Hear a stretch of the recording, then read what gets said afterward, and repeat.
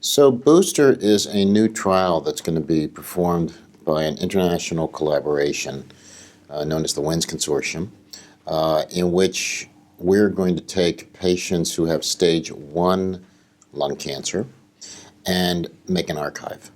Now, why would you do that? Well, you make an archive so that you can study the differences between stage 1 lung cancers from one country to the next, but also because these patients will have an operation, they will have a situation in which their stage 1 is present and their stage 1 is gone.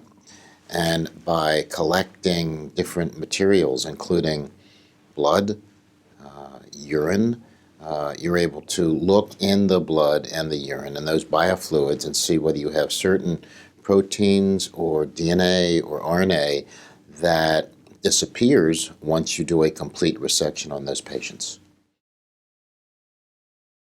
Very different concept. With the battle trial, that's really a therapeutic sort of trial in which you are looking for biomarkers that are going to tell you that a specific targeted therapy matches a mutation or some other aberration that's going to be specific for that patient. This booster trial is not going to be really for therapeutics.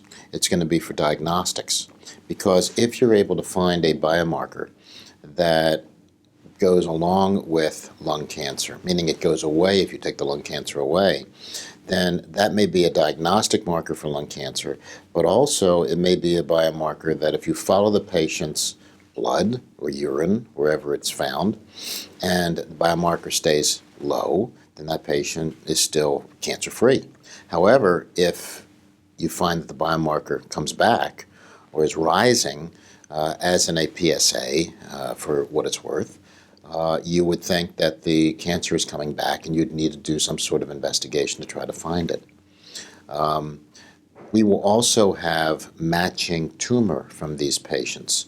So the tumor and the normal tissue will be present from these patients that can be studied to be able to verify that these biomarkers that we find in the blood or in the urine actually are coming from the tumor, or may even be coming from things within the blood, like white blood cells. So it's very important to be able to query all these to find out where is the biomarker coming from. Is it cancer related or is it non-cancer related? So the number of patients roughly is 1,000 patients that could be accrued potentially over a 2-year period, considering that we will have institutions in Asia, in the UK, in the United States, in Europe, that are going to be contributing to these trials. And you only have to have a small number of patients per institution if you have a large number of institutions. But the importance of having 1,000 patients like this is that these are 1,000 patients from different geographies that may actually show differences in lung cancer from one country to another. And that's very important because we've learned that there are different mutational patterns based on geography, and we need to know that even more for determining what biomarker is going to be appropriate for a population.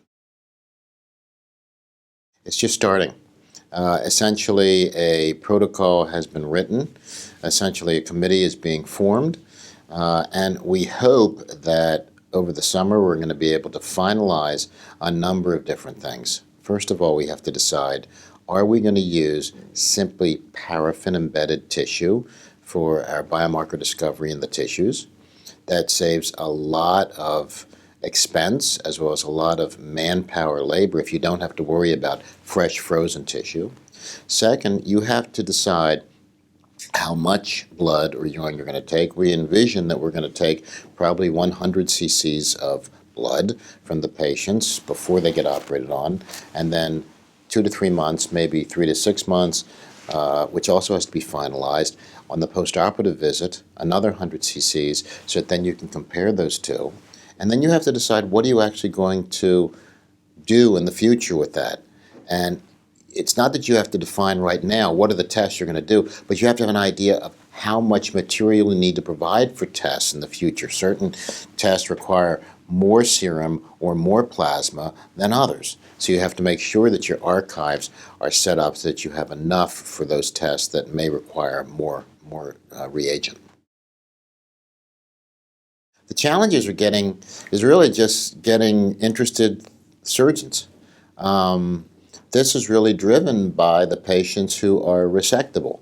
So you need to reach out to your surgeons at institutions who will most likely be very willing to provide the tissue as well as have the blood draws. But everything comes down to funding.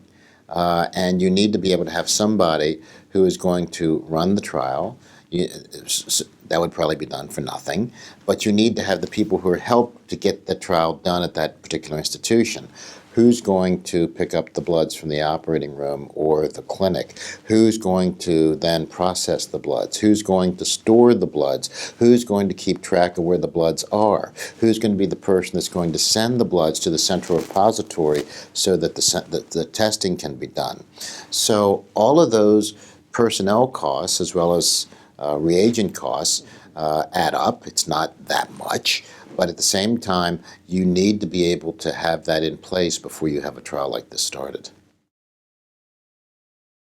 I think it's going to depend upon philanthropy. I think it's going to depend upon grants. I think that the individual patients, personal experience, since I've been doing this for 20 years, patients are very happy to donate a portion of their tumor as well as have the bloods drawn before and after surgery. So that's not an issue, getting patients to be on the trial.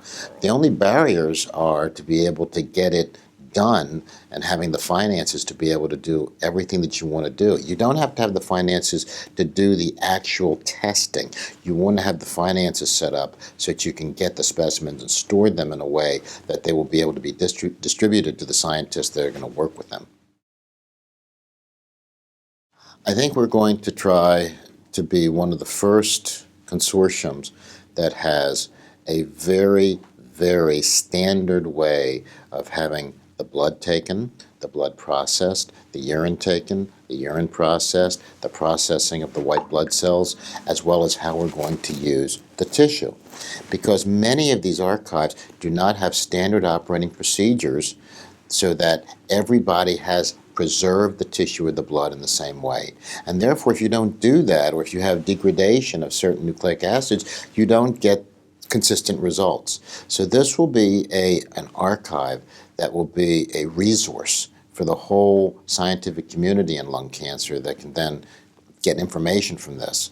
So this, obviously, what we'd love to be able to find is targets, meaning biomarkers of diagnosis, so that if we have something on a CAT scan that's a nodule and a biomarker is specific for lung cancer, we'll know what that is and we'll know it's a lung cancer and not something else. Plus, we'll also know whether the patient is recurring. And the sooner we can find out that a patient is recurring, and stage 1 lung cancer, approximately 30% of the patients will recur, and some of them recur within most of them recur within the first 2 to 3 years. The sooner we find that they're recurring, the sooner they can get treated, and then use the tissue that we have for the SIMS algorithm to be able to then treat them going forward through the WIN Consortium.